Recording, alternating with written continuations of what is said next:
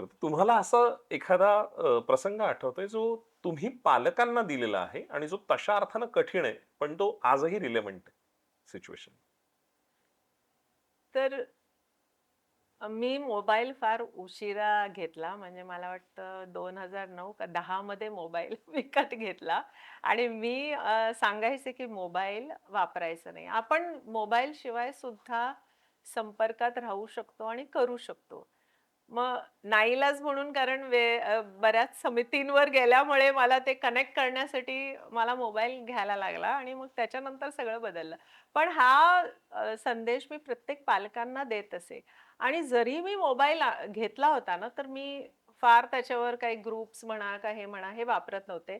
आणि मला असं वाटत होतं, की माझी मुलं त्याचं अनुकरण करतील. म्हणजे 10वी पर्यंत त्यांना दिला नव्हता दोघांना मोबाईल आणि तोपर्यंत चालत होतं. म्हणजे एवढं अवघड नव्हतं जसं आपण म्हणतोय, की ना होऊच शकत नाही. पण जसं कोविड आलं आणि सगळंच बदललं आणि शिक्षण पद्धती बदलल्या आणि मग तुम्हाला नाईलाज म्हणून द्यावा लागला. तर मग आता सगळ्या पालकांचं हेच म्हणणं, की आम्ही दिला नसता, हं. पण आता शाळांनी सांगितलं, की सगळं आम्ही WhatsAppवरच पाठवणार, मग द्यावंच लागणार. मग माझा मोबाईल दिला तरी मग हा क्लासला गेला, तर मला कनेक्ट करायचं असेल, तर मी कसं करणार? म्हणून मग 2 सेपरेट मोबाईल आले.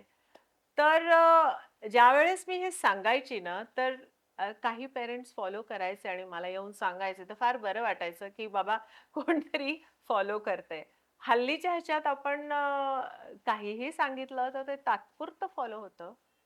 त्याला फार अगदी खोलात जाऊन, की बाबा ह्याचा उपयोग काय आणि ह्याने काय कॉज होऊ अँड इफेक्ट शकतंय? रिलेशनशिप त्यातली शोधण्याचं एवढं मानस असतं. एवढं आज कोण विचार नाही करत.